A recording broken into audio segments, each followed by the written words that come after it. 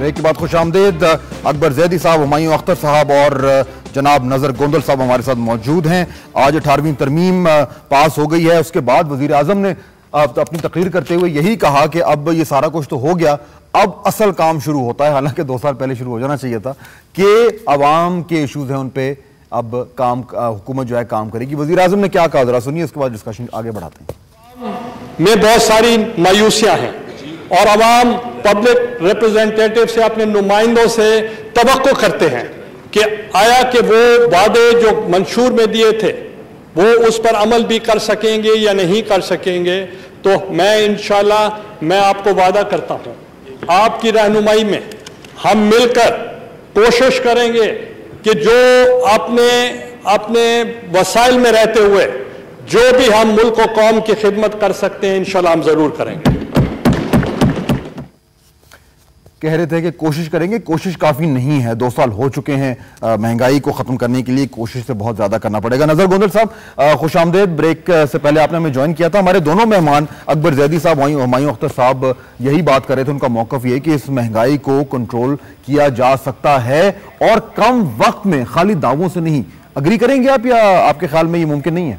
देखो जी, खास तो हर गवर्नमेंट की होती है, मेरी भी होगी। प्राइम मिनिस्टर साहब ने भी इजहार किया है। अभी कोई भी पॉलिटिकल या इलेक्टेड गवर्नमेंट ये नहीं चाहती कि उसके दौर में कोई खुदा न खासा महंगाई हो। यस, हम तो चाहते हैं कि लोग हमसे खुश हों और जो कमिटमेंट्स हमने किए हैं वो पूरी करें। लेकिन देखना यह है कि जो मौजूदा हालात हैं, जब इस इलेक्टेड गवर्नमेंट ने इक़्तिदार संभाला तो सबसे पहले तो आज ईमानदारी से अगर कोई मुझे ये बताए कि जब से ये गवर्नमेंट आई है, ये जो वार ऑन टेरर है, क्या इस पे जितने एक्सपेंडिचर हुए हैं, क्या ख्याल है वो कोई पूरा मुल्क, एक बॉर्डर पे जंग नहीं हो रही, पूरे मुल्क में जंग हो रही है, इन्वेस्टमेंट नहीं आ रही, लॉ एंड ऑर्डर की सिचुएशन ठीक नहीं है। उसके बावजूद हमने कोशिश पूरी की है कि हम अपने अवाम को वो फैसिलिटेशन जो हम दे सकते हैं अपने रिसोर्सेज में रहकर वो जरूर पूरी करें। लेकिन ये जो फैसिलिटेशन है उससे गोंदल साहब, ये कीमतें जो बढ़ी हैं, 13 से 35 रुपए चीनी, 21 से 73 रुपए घी, 70 से 140 रुपए वगैरह वगैरह। लेकिन इसमें मैं करूं यकीन, मैंने पहले कहा भी कीमतें बढ़ी हैं, लेकिन आप ये देखें कि इस वक्त जो पूरी दुनिया में एक फाइनेंशियल क्रंच आया हुआ है, आप इसके अगर कंपेयर अमेरिका से करें, अगर कंपेयर यूरोप से करें, अगर बाकी दूसरी थर्ड कंट्री से करें, तो मैं दावे से कह सकता हूं कि जिस लेवल पे वहां ये एक इन्फ्लेशन आई है और जो पैसे है उसको आप ग्लोबल वर्ल्ड में बैठे हुए हैं।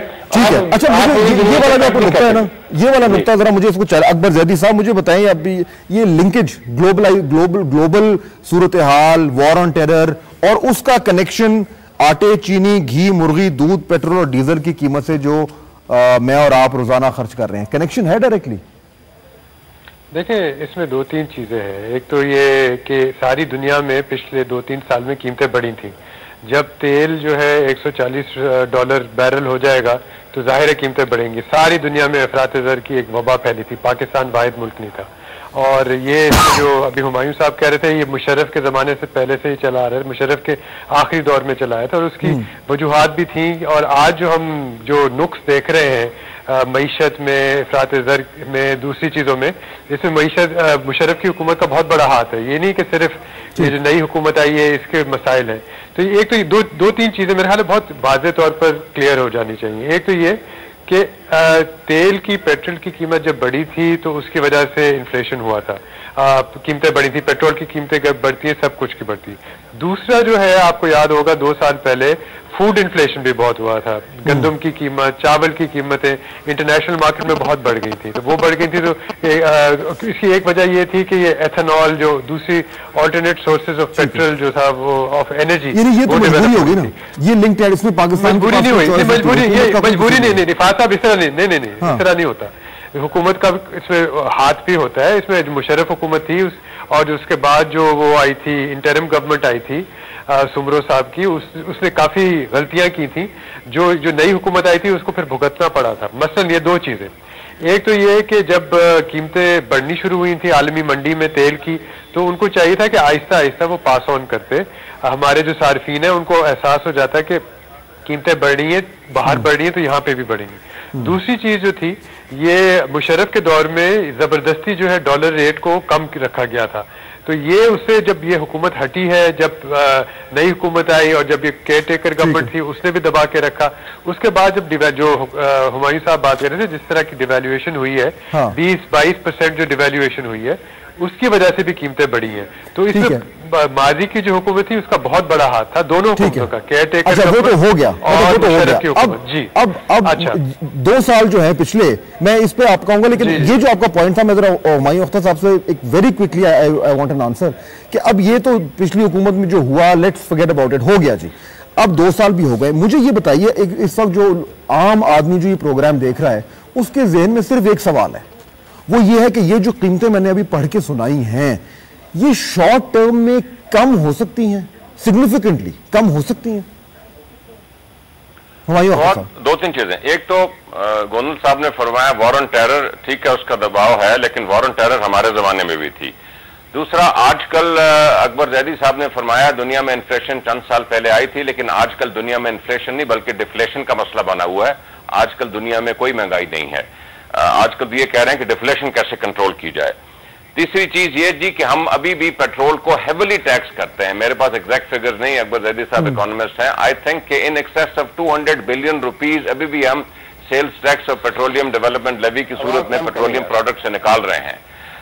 चौथी ये चीज है जी कि देखिए ये कीमतें बहुत तेजी से कम नहीं होंगी, लेकिन चंद चीजें, अगर हम गंदम 950 की फार्मर को बेचेंगे, मैं बहुत बड़ा सपोर्टर हूं फार्मर का, खुद भी फार्मर हूं, और अगर गन्ना हम 250 रुपए मन बेचेंगे तो चीनी और आटे ने तो महंगा होना ही है। तो इन चीजों में एक बैलेंस रखा जाता है। ठीक है, रूरल इकोनॉमी, आपको पता है इस वक्त हमारी रूरल इकोनॉमी बहुत अच्छी चल रही है, उधर पैसा इतना गया है। अर्बन इकोनॉमीज में बहुत ज्यादा क्रंच है इस वक्त। तीसरी चीज मैं ये कहूंगा कि देखिए ठीक है इन्फ्लेशन आप कंट्रोल करिए, लेकिन नौकरियां पैदा करें, लोगों में सलाहियत हो इस महंगाई का मुकाबला करने के लिए। ठीक है, ये नहीं कि ग्रोथ हम इंडस्ट्री -10 पे चला रहे हैं और पब्लिक सेक्टर डेवलपमेंट प्रोग्राम आधा काट देते हैं, तो उसमें नौकरियां किस तरह पैदा हो सके। ठीक है, ये नहीं, आपका नुकता ये है कि अब इकोनॉमी ग्रो करेगी, वो पाए बड़ा होगा तो ये मसाइल जो है एक तरीके से कम होंगे। अच्छा पॉइंट है, इस पर हम बात करेंगे। ब्रेक का वक्त हो गया है, ब्रेक के बाद वापस आएंगे। तीनों मेहमान हमारे साथ मौजूद होंगे और उसके बाद हम सवाल ही उठाएंगे कि अब किस तरीके से पाकिस्तान की इकोनॉमी को ग्रो कराया जाए ताकि ये बुनियादी मसाइल हल हों शॉर्ट टर्म में। 10 साल मंसूबा नहीं, शॉर्ट टर्म में दूध, चीनी और दीगर अशिया जो है सस्ती हो सकती है। ब्रेक के बाद